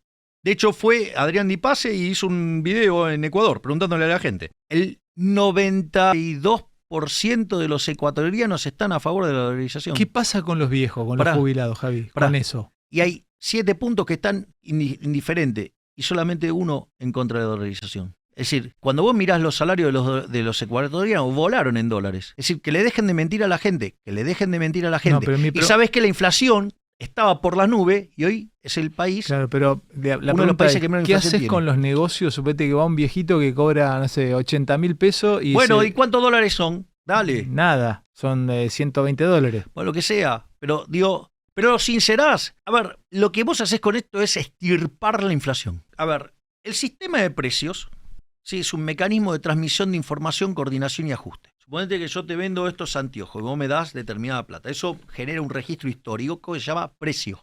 A ese precio transmite información. Y va a haber gente, se van a coordinar. Algunos van a decir, che, a ese precio yo vendo. Y va a haber otros que a ese precio van a decir que compran. O sea, se están coordinando en torno a ese precio. Ahora, las cantidades demandadas y ofrecidas pueden no coincidir. Entonces, si la demandada supera la ofrecida, el precio sube o viceversa. ¿Hasta ahí vamos? Es un mecanismo de transmisión de información, coordinación y ajuste. La inflación es al sistema de precios lo que el ruido a una comunicación. Vos sos un tipo muy inteligente y yo soy un gran divulgador. Yo te estoy explicando, vos me estás entendiendo todo, ¿sí? Ahora aparece el ruido. Hay ruido. Entonces, vos no me entendés nada. Ahora, el problema es que vos no entendés, o sea, vos no sos apto. ¿El problema soy yo que explico mal? El ruido. Bien, ese ruido se llama inflación. Cuando vos tenés inflación, se te distorsiona el sistema de precios. Cuando se te distorsiona el sistema de precios, los recursos se asignan claramente donde no deberían ser asignados. No sé a dónde habría que asignarlos, pero está claro que no lo vas a hacer bien con la señal de precio incorrecta. Lo que vos haces, y me gusta pensarlo así, es que vas a cortarle el chorro a la política. Se terminan todos los helicópteros privados, la flota. Esa es la política fiscal, esa es otra parte distinta. Pero lo que digo es, vos con esto le sacás ruido a la comunicación fluye. Y tampoco hay pauta que interrumpe o que contamina. Ahí vas a tener un problema grave. Cuando le saques la pauta a los medios de comunicación. También, digo, o sea, Javi, ahí te vas a meter en un balurdo. También, digo, ese es otro problema, ese es otro tipo de problema. A lo que voy es lo siguiente. En ese contexto, desaparece el ruido, entonces la señal de precio fluye y la asignación de recursos, los individuos guiados por su propio interés van a asignar los recursos donde lo tienen que hacer y consecuentemente vas a tener una ganancia de bienestar. Por lo tanto, digamos, a eliminar la inflación va a mejorar la asignación del capital en la economía, como primer punto. Javi, escuchame. Pero hay otro tema más. Sí, cerremos, pues llevamos 2 horas. La inflación además es un impuesto altamente regresivo. A los que más fuerte le pega es a los más vulnerables. Claro. ¿Me comprendés? Entonces, digo, ¿quiénes son los principales beneficiarios de que no haya inflación? Los argentinos de bien. El punto es quién pierde. Y este es el punto 4. A pesar de que quedan muchas cosas por discutir del punto 3, quedan un montón. Por ejemplo, hay una propuesta, una de las cosas, discutiendo el tema con Diana Mondino, descubrimos que hay formas de que demande menos dólares todavía. Porque yo tengo una pregunta. ¿Quién es la institución más grande del sistema financiero argentino? ¿El Banco Central? El Banco Nación. Ah, el Banco Nación. ¿Y qué hace con el Banco Nación? Tiene el 40%. Ahora, ¿y qué tiene? Y también tiene el ELIX. Y del otro lado, ¿quiénes son sus depositantes? Los organismos, los más grandes depositantes, los organismos del Estado. Bueno, toda esa parte, vos no necesitas esos dólares. No lo necesitas. ¿Me comprendés lo que te digo? Sí, ¿Por claro, qué? sí. Porque básicamente vos no te vas a gestionar tu propia corrida. Con lo cual ya no necesitas 35.000. Cuando haces la cuenta finita, ¿sabes cuánto te quedan? 25.000. Dame 2 títulos del punto 4. El punto 4 es el más importante de todo, porque la pregunta es, si descubrimos que es inmoral la existencia del Banco Central porque es una estafa, porque es el curso forzoso, ¿sí? Sí. Si además descubrimos que le causa daño a la economía, que perjudica a los que menos tienen. Después vimos que técnicamente no existía tal cosa como una política monetaria óptima. Por lo tanto, digamos, o sea, imponer un producto por la fuerza no tiene sentido. Era el ejemplo de la botella de vino, el ejemplo de la botella de agua. Y vimos que instrumentalmente los números te dan para hacerlo, ¿ok? Instrumentalmente los números te dan. Y hay formas de llevar ese número de 35.000 a 25.000. Con lo cual, aún en un escenario súper horrible te sobra un montón de plata. Con lo cual hasta podés contratar un seguro contra corridas, podés hacer un montón de cosas para lidiar con el problema si tenés banca Simon o tenés sistema de encaje fraccionario durante la transición. Dicho eso de todo esto, digamos, mencioné que hay un menú que es la del propuesta, 1 al 7, sí, no, pero que está la propuesta de Emilio Campo de Nicolás Kachanowski, está la de Adrián Ravier, está la de Alfredo Romano, está la de Jorge Ávila, está la de Carlos Rodríguez y está la nuestra, o sea, y está la versión nuestra con Diana Mondino, o sea, una versión plus. Es decir, tenés 7 versiones u 8 versiones para dolarizar, porque hay otra más todavía, pero no importa. Que digo, también la tengo discutido en privado con un economista muy importante.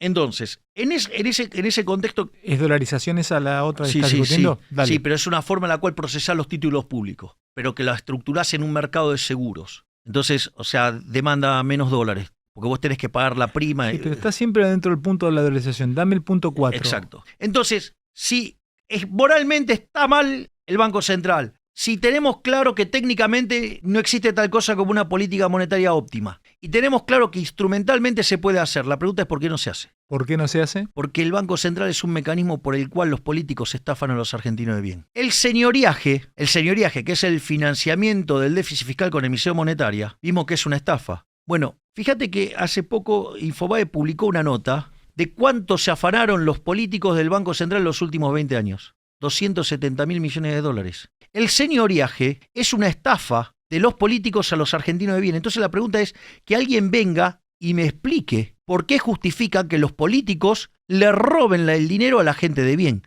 Que alguien me explique por qué está bien que los últimos 20 años de pique, solamente de pique nos robaron 270.000 millones de dólares. Y si vos mirás la evolución en el tiempo, ese número es creciente. El único que baja ese número es Macri, pero no porque, claro, no emitió. ¿Pero por qué no emitió? Porque se endeudó. Con lo cual, o va de una manera o va de la otra. O sea, tenés que tener todo en la cuenta. Y cuando haces eso, te vas a dar cuenta que vamos camino a que nos roben 30.000 millones de dólares por año. Entonces la pregunta es, ¿por qué tenemos que tolerar que los políticos nos roben 30.000 millones de dólares? ¿Sabes lo que yo quiero hacer? Quiero cortar y cerrar el Banco Central para que esos 30.000 palos verdes vuelvan a los argentinos de bien. Se los quiero sacar a los políticos ladrones para dárselos a los argentinos de bien. Es decir, para el tipo que labura, que esa guita vuelva al tipo que labura, el tipo que hace una empresa, el emprendedor, el tipo que se rompe el lomo laburando. Quiero la guita para esa gente, no para los políticos ladrones. ¿Y cuál es el problema? Los políticos ladrones no quieren entregar esos 30.000 palos verdes que nos roban por año. Mirá si no es una política de Estado devolverle esos 30.000 millones de dólares a la gente. ¿Quién pierde en esto? El político ladrón. Cuando el político te defiende el Banco Central, lo que está defendiendo es un privilegio de casta. Es como defender el derecho de pernada, pero es el derecho de pernada todos los días. Cuando vos tomás el último dato de inflación, o el del mes pasado, si vos tenías 1.000 pesos en un año, hoy tenés menos de 480 pesos. Tenés un poco menos hoy ya. ¿Me comprendés? Entonces, ¿a vos te parece, defender el derecho de pernada todos los días? ¿Quién es peor, el político o el ladrón vulgar? Vamos a este ejercicio. ¿Cuántas veces te afanaron en el último año? Gracias a Dios, a mí nunca, pero los que están del otro lado, de promedio 2 o 3. Bueno, ok, y es horrible eso. Horrible. Bien. ¿Y el Estado cuántas veces te roba al año? ¿A qué le llamas que me roba? ¿Cuando pago impuestos? Claro. ¡Todo el tiempo! Transacción que hagas, está el Estado metiéndote la mano en el bolsillo. Te van a decir que con eso pagás comedores, hospitales. Cuando fue la Gran Depresión, les recomiendo leer el libro de Alberto Beneja Lynch, hijo, y Martín Krause, En defensa de los más pobres. O sea, vos no le vas a quitar el apoyo a los pobres y a los que menos tengan, vas a seguir aportando. El ajuste fiscal no arranca por ahí. El ajuste fiscal arranca sobre las partidas donde roban los políticos. Arranca sobre la obra pública, llevando el sistema de iniciativa privada chilena. Implica terminar con las transferencias discrecionales a las provincias, lo cual es un one shot. Eliminar los subsidios económicos, pero recalibrando la ecuación económica financiera de los contratos, que implica toda una ingeniería financiera para que el impacto en el precio sea lo menor posible. No le girás más la guita a la obra pública a un gobernador. Vas y se lo girás directamente a la empresa que ganó ¡A nadie! ¡No! Toda iniciativa privada. ¿Y quién hace la obra de una ruta en La Rioja? ¿Y quién hace las rutas en Chile? No sé. Una empresa. Viene y dice, che, Alejandro, suponete que vos fueras el Ministerio de Obra Pública en Chile. Yo quiero hacer una ruta entre este micrófono y el tuyo. Entonces, dice, vaya y haga el proyecto. Entonces vos haces el proyecto de factibilidad. ¿Se lo llevas? Los tipos dicen, lo declaramos de interés público, entonces ahora haga la factibilidad. Entonces vos evaluás el proyecto, después se licita. ¿Y si nadie quiere hacerla? Entonces quiere decir que no hay sentido para que exista ruta. O lo vas a imponer vos por la fuerza. Si nadie lo quiere hacer, es porque no hay motivo para que se existiera. No, hay un motivo que es una lógica instrumental capitalista de ganancia nada más. Hay lugares donde vos no tenés que pensar en la ganancia, tenés que pensar en la gente, en el pueblo, en el lugar. Te voy a poner el ejemplo, 10 segundos. Me contó mi intendente ayer, un pibe Gonzalo Aire, que había una ruta que no se hacía entre María Juana y San Vicente, más allá de que se hizo porque generó un intercambio económico entre los pueblos, los chicos se mataban cuando venían de chupados de un boliche. Muchas veces había accidentes. Pero no había ahí lo podrían haber. Vos, lo que pasa es que querés hacer un contrafáctico que, no existe. Sí, me lo dijo él. Por eso, veamos esto, que es lo interesante. Si nadie quiere que haya esa ruta, ¿por qué la vas a hacer vos por la fuerza? ¿Me vas a robar mi dinero para hacer la obra que a vos te parece? Eso es una cosa. ¿Eso corre para aerolíneas, por ejemplo? Eso es otra parte, que es lo que tiene que ver con las privatizaciones. Nosotros estamos pensando en darle la empresa a los empleados y darle un año de working capital para que puedan funcionar, y una vez que arrancaron a funcionar. Si en 2 años los chabones están abajo en el número. Entonces quiere decir que lo hicieron mal. YPF. Hay que privatizarla. ¿Las empresas de electricidad de Nore, de Sur? Son privadas. Son privadas. Le tenés que recalibrar la ecuación económica financiera del contrato. Metrogas es privado. Tenés que recalibrar la ecuación económica financiera del contrato. ¿Cárceles privadas como en Estados Unidos? Sí, hay proyectos, vamos a hacer proyectos con cárceles privadas. Entonces, el ajuste recae sobre la política. Es decir, vos la ruta la vas a poder hacer, si tiene sentido económico la vas a hacer. Y la ganancia, yo te voy a explicar algo. La ganancia es el concepto más pro beneficio de la sociedad que cualquier otro concepto de la economía. La ganancia tiene una cuestión de índole moral. Y te voy a explicar por qué. Una vez le preguntaron a Milton Friedman sobre cuál era la responsabilidad social empresaria. Dijo, ganar plata. Porque vos en un sistema capitalista, la única forma que vos tenés de ganar plata es sirviendo al prójimo con un bien de mejor calidad a un mejor precio. Si vos no generás un bien apetecible por el mercado, quebrás. Y si vos generás un producto bueno, ganaste plata. Creas puestos de trabajo, le arreglás la vida a la gente. O sea, sos un benefactor social. Es decir, cuando vos, suponete lo siguiente, yo tengo, 10 empresas de celulares compitiendo. Y aparece una empresa y genera el mejor celular a un mejor precio. ¿Qué cree que va a pasar con la 9 restante? Se caen. Que quiebran. Pero este tipo que hizo el celular, el mejor celular, te está dando una mejor prestación, o sea, ahora tenés un bicho mejor, pero además lo pagaste a menor precio. Y ese precio que vos te ahorraste, ahora podés comprar otras cosas en la economía, con lo cual generás bienestar en el resto de la economía también. Pero porque esto es importante. Es decir, la economía superó la pandemia, o plandemia, ponele como quieras, a pesar del Estado. A pesar del Estado. Cuando vos suponete que tenés un bien A y un bien B, la economía está en equilibrio. Quiere decir que tanto el bien A, el sector A como el sector B, tienen un retorno de equilibrio. Cuando lo corregís por riesgo, tienen el mismo retorno. La diferencia que pueden tener de rentabilidad tiene que ver con pura y exclusivamente porque uno tiene más riesgo que otro. Corregís por riesgo, ganan lo mismo. Hasta ahí vamos. O sea, está en equilibrio esa economía. Ahora sucede que la gente quiere demandar más de A y menos de B. Es decir, la demanda se está moviendo desde B hacia A. Uh-huh. ¿Qué es lo que va a pasar? El precio de B va a caer y el precio de A va a ganar, va a subir. B va a tener pérdidas. Y como B va a tener pérdida, va a haber empresas que quiebran. Y ese capital tiene que ser reasignado ¿a dónde? En A. Entonces, ¿cuál es la señal que genera que las cosas vayan para ahí? El precio, la ganancia. Esa ganancia lo que hace es que los recursos vayan desde B hacia A. ¿Y qué hace? Le está arreglando el problema a la gente. El tipo que gana guita, lo tienen que llevar en andas, es un benefactor social. El emprendedor, el empresario, es un héroe. Es un héroe. Es el tipo más heroico de la economía. El emprendedor es un genio. El tipo que inventó el celular es un genio. El tipo que inventó los anteojos es un genio. El tipo que descubrió la rueda es un genio. El tipo que descubrió creó el avión es un genio. ¿Me comprendés? O sea, son tipos que le arreglaron la vida al resto. ¿Cómo lo hizo? Lo hizo vía la ganancia. Es la idea de la mano invisible. Vos, persiguiendo tu propio interés, incrementás el bienestar de todos tus semejantes, de tu prójimo.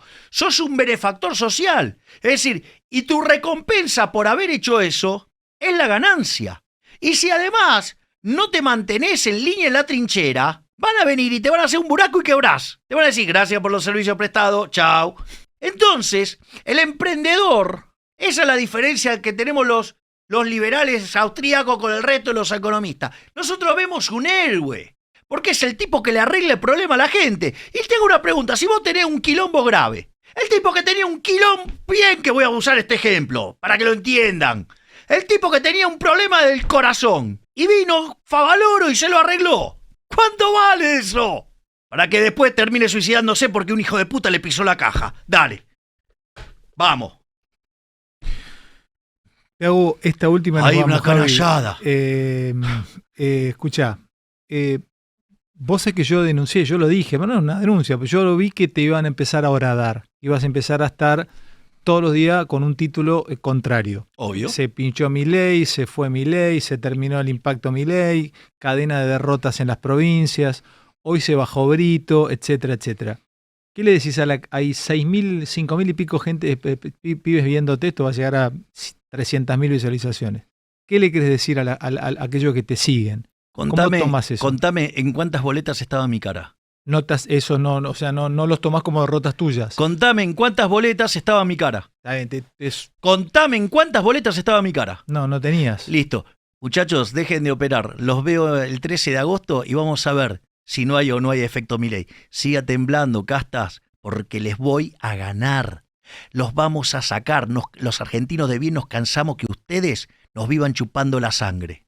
¿En provincia vas a cambiar el candidato o no? Se bajó Brito. ¿Te sorprendió eso, Javi? No, pero el problema es el siguiente. Yo tengo una excelente relación con Brito, tengo una gran admiración por su trabajo, pero se filtró el dato y los medios yo nunca lo confirmé. ¿Por qué nunca lo confirmé? Porque estábamos discutiendo. ¿Qué es lo que pasa? Cuando vos querés hacer el ensamble de las estructuras políticas, a veces no todos los ensambles son posibles. Hay una cuestión que tiene que ver con la lealtad. Por ejemplo, y esto, digamos, o sea, yo lo dije el otro día, si yo me uniera en una fórmula con Patricia Bullrich, ganamos en primera vuelta, pero por escándalo, caminando. Hoy lo declaró, hoy dijo que sos el aliado ideal para ella. Pero yo digo esto, ¿comprendés que ganaríamos en primera vuelta? Ahora, hecho esto, siendo que hoy se cierran las alianzas y que el 24 se cierran las listas, yo te hago una pregunta. Supongamos lo siguiente, vos arrancaste con La Libertad Avanza desde Cemento. ¿Vos entendés qué es? Sí. Entonces arrancamos desde Cemento. Arrancamos desde que nos dijeron que no íbamos a formar partido. Después nos dijeron que no íbamos a poder pasar las PASO. Después nos dijeron que no íbamos a poder pasar al voto en blanco. Después nos dijeron que perdíamos contra la izquierda por goleada. Después dijeron que ni de casualidad íbamos a lograr meter un diputado, que con suerte metíamos un legislador. Es más, el siniestro hasta creó una fórmula paralela para esquilmarlos y pegarnos a nosotros desde ese lugar. O sea, donde en lugar de competir en la interna propia se dedicaba a ensuciar a La Libertad Avanza, el traidor ese. A pesar de eso, sacamos más votos que el traidor. ¿Quién es ese traidor? El traidor es López Murphy y toda la gente que estaba con él que se dedicaba a ensuciarme a mí en lugar de competir la interna con Vidal. Te digo, ¿que era una especie de caballo de Troya dentro tuyo? Sí, obvio, claro. Fíjate, mirá, porque estos son insultos también. Que a mí alguien me diga kirchnerista de derecha, castrista, chavista. Digo, esas son cosas que para mí constituyen insulto grave. Y además me trataban de nazi. Cosa muy impulsada desde los medios de comunicación también. Algunos medios, se dedicaban a hacer esto. De hecho, yo tengo estoy demandando a 4 periodistas. Uno de los periodistas, bajamos la demanda porque cuando se chequeó el audio, ese periodista no estaba diciendo esto. O sea, estaba lo que estaba diciendo otro y justo le poncharon la cara. Ahí como consejo, y no es corporativo, no demandes periodistas, Javi. Esta es una función que a veces nos podemos ir ¿Sabés no qué? nos demandes. Decirle a una persona nazi no es un error menor. Y si le decís nazi hitleriano es muchísimo más grave. Y no estoy solamente demandando periodistas por esto. Porque aparte no los demando por la mía, los demando por banalizar el holocausto. Y no solo eso.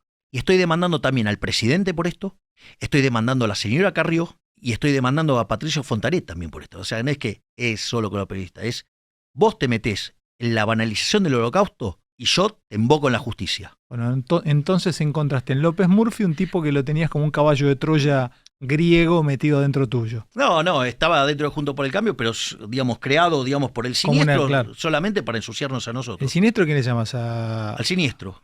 El jefe de gobierno, es el siniestro, es el ser más oscuro y sucio de la política argentina. Es un tipo nefasto, un tipo que te dice que él no le pega a nadie, pero manda a sus sicarios a pegar. Por lo menos pega de frente. Tenés la hombría de pegar de frente, no de mandar a tus sicarios, ya sea o los ensobrados. ¿Pero qué te enojó tanto con Rodríguez Larreta? Esto, o sea, tenés una cosa. Esto es boxeo, el tipo puede, puede hacer política, el tipo hace política. Bueno, él justifica como política cometer cualquier aberración, incluido utilizar recursos públicos para perseguir a opositores. Eso no está bien. ¿Y a Patricia la ves como una alianza posible? No. Tampoco. Bueno, ahí vencen igual, ¿no? Pero no dan los tiempos. No, olvídate, sí. Pero esto es lo importante. Entonces, vos venías trabajando conmigo desde Cemento, ¿no? Y en este trabajo que hicimos estamos como candidato individual con mayor cantidad de votos, con posibilidad de entrar a la segunda vuelta. Y que si entramos al balotaje le ganamos al que se nos pongan adelante, al que sea. Ahí te juegan con que hay efecto miedo y que si el que enfrente a Milei en el balotaje, ahí prepárate, La motosierra la vas a tener en contra todos los días. Digo, la gente viene el monstruo, viene Satanás. Bueno, está bien. Va a venir el efecto pero miedo. yo confío en que la gente va a despertar y va a entender, quiénes son los delincuentes. Uh-huh. Si no, de hecho, no existiría. No, la pregunta es si tenés... Javi, ¿sabes con qué te atacan? Te atacan con estructura. No, pará. Te voy a levantar un punto ahí. Ahora te voy a contestar eso. Entonces la pregunta es, si vos viniste trabajando conmigo en todo este periodo, ¿qué pasa si yo te digo, mira, voy a hacer una alianza electoral con XX porque eso me va a permitir a mí ser presidente y a vos te dejo de lado? ¿Cómo se llama eso? Traición. Se llama traición. Te voy a decir algo. Lo único que no es perdonable es la traición. Y te lo voy a explicar por qué. Porque el uno, cuando le pega un voleo en el que Tejedi al maligno, nunca más lo recibió. Al traidor nunca lo recibió. El maligno es la traición y nunca lo recibió. Casualmente, yo le digo siniestro a alguien que se caracteriza, su característica fundamental es la traición. Es un tipo que traiciona a todo el mundo. Entonces, traiciona a todo el mundo. ¿Vos te crees que no va a traicionar a los argentinos bien? Y sobre todo si tiene el monopolio de la violencia. Olvídate. Entonces, vos después me preguntaste el tema de la estructura. Eso te digo, porque te van a decir que estructura, ¿tenés armada estructura? No, pará. Hay dos críticas. Una es la de la estructura, otra la de los equipos. La de los equipos se les empezó a caer. Uh-huh. Pues supuestamente, el que empezó a motorizar eso era el que dijo que iba a tener un plan económico en diciembre del año pasado. Estamos a junio y... ¿Massa? No importa. Dale, sí. Un economista. Dale, sí.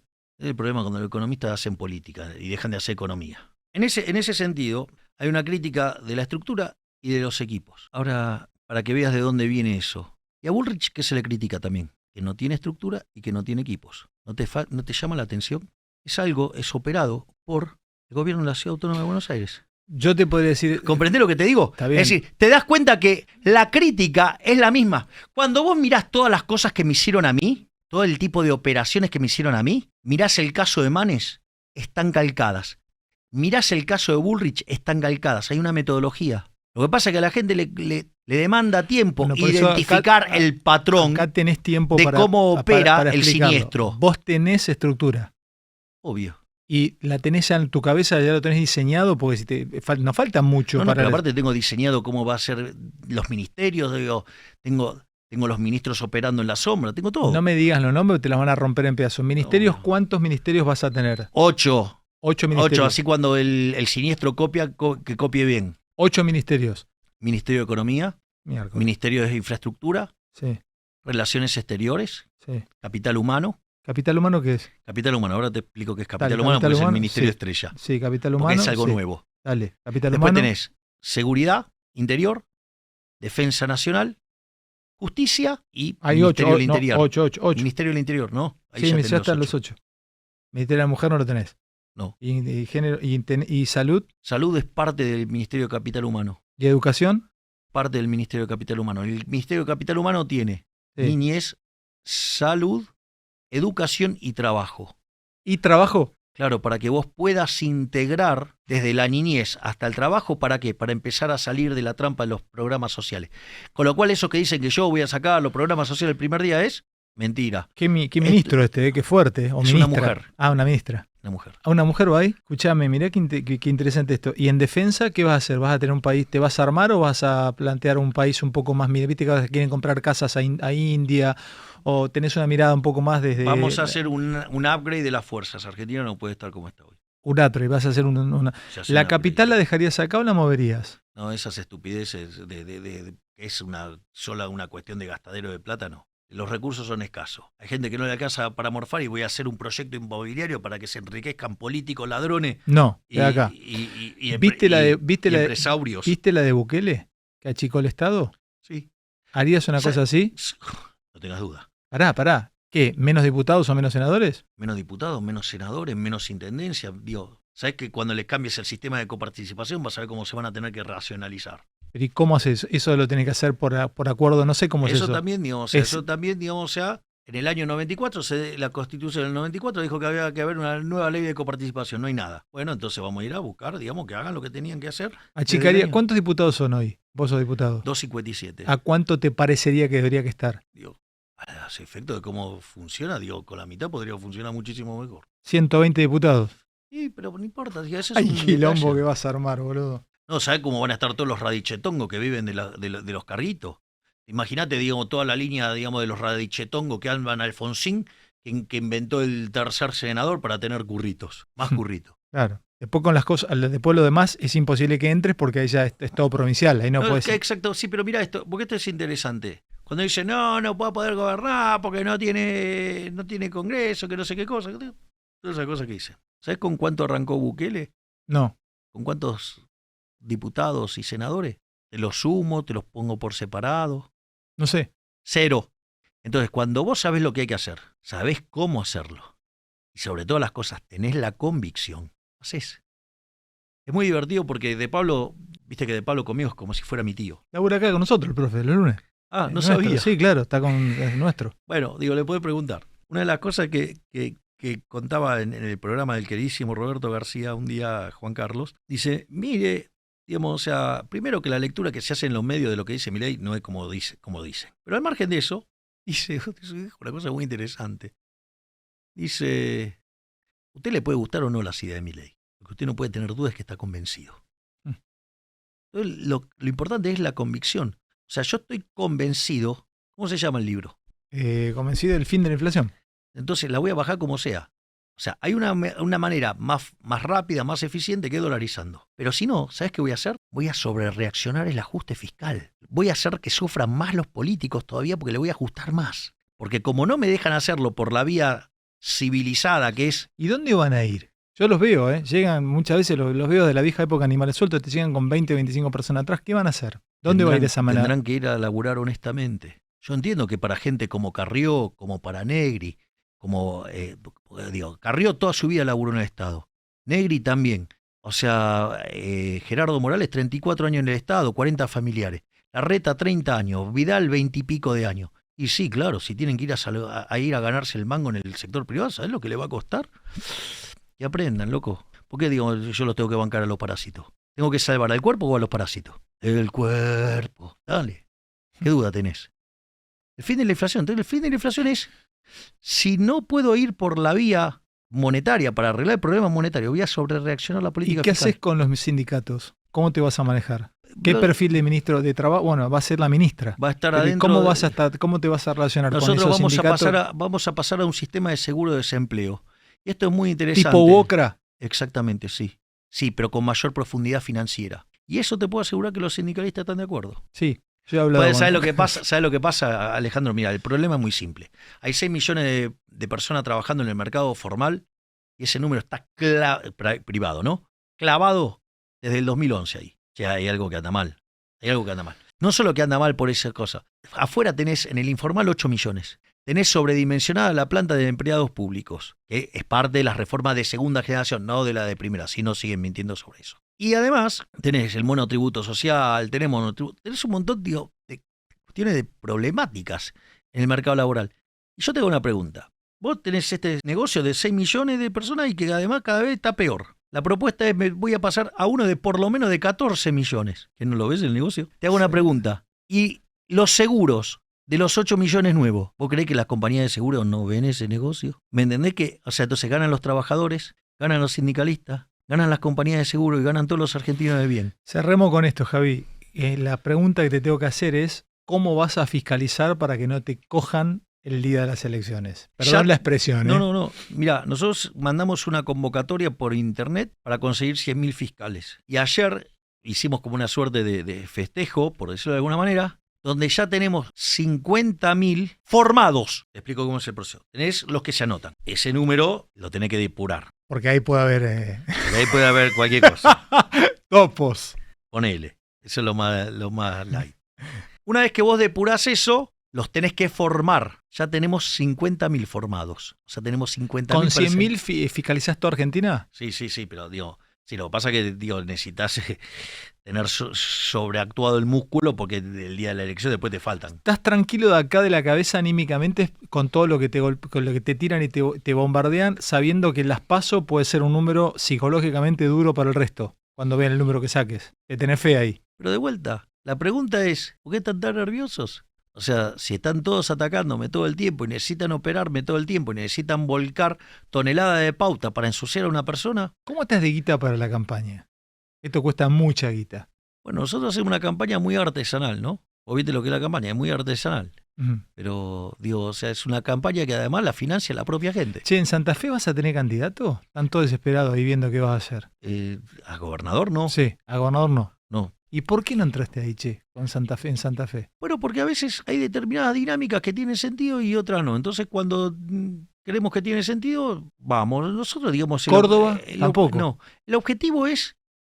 Sí, no, y ahí hay varios problemas, porque además sembraron topos para que nos ensucien la marca y el nombre. Entonces te aparecen periodistas ladri, y entonces por ejemplo te dicen, no, porque usted en Misiones sacó, y de repente no teníamos nosotros gente jugando ahí. O usted sacó en tal provincia tal cosa y pero nosotros no estábamos ahí. ¿Bussi no es tuyo? ¿No te hace cargo Bussi en Tucumán? Está bien, pero de vuelta, la pregunta es, la boleta tenía... ¿Tu cara no? Bueno, listo, ya está. Cuando esté tu cara cambia. Por eso, si ellos creen que están operando ahora que, hay una catástrofe, bueno, deberían estar felices. Están felices, digo, van a tener más votos, dale, nos vemos el 13 de agosto, dale. Claro. Sí, Javi, escuchá, ¿no? Nos vamos, llegamos. No es más fácil. Llegamos casi a las 3 horas de charla. Digo, no es más fácil, digo, o sea, en lugar de estar pagando encuestas para que mientan, ¿no? Digo, porque viste que de repente te aparece una encuesta que tenemos unos números que son realmente raros, pero sucede que tiene que ver con un tipo que es dueño de esa consultora, que tiene negocios con el siniestro. Digo, ya saben de quién estoy hablando. Javi, gracias por estas casi 3 horas. Es infernal la cantidad de gente que te siguió y no se fueron. En este momento hay casi 5.500. Y sabes que podríamos seguir más, ¿no? Sí, o sea, vamos a dejar a los chicos descansar que... Che, gracias Javi, gracias. Y la primera vez que creo hablas así, contando. No habías contado el lujo de detalle, no lo habías contado. Te agradezco también que nos hayas permitido, que tengas confianza en venir acá a Neura y que hayas contado lo que vas a hacer. No, pero aparte, escúchame, te dejé un compromiso. Que la primera entrevista siendo presidente te la doy a vos. Eso es un gran gesto. ¿Eso lo querés después digamos, de la segunda vuelta o lo querés, digamos, después del 10 de diciembre? Segunda vuelta. Ah, bien, está bien. O sea, estamos en el búnker y hacemos la nota. Te venís al búnker y me haces la nota. Gracias, Javi. Gracias a vos. Gracias por venir, querido. Nos vemos, si Dios quiere, mañana. Gracias por habernos acompañado. Chau.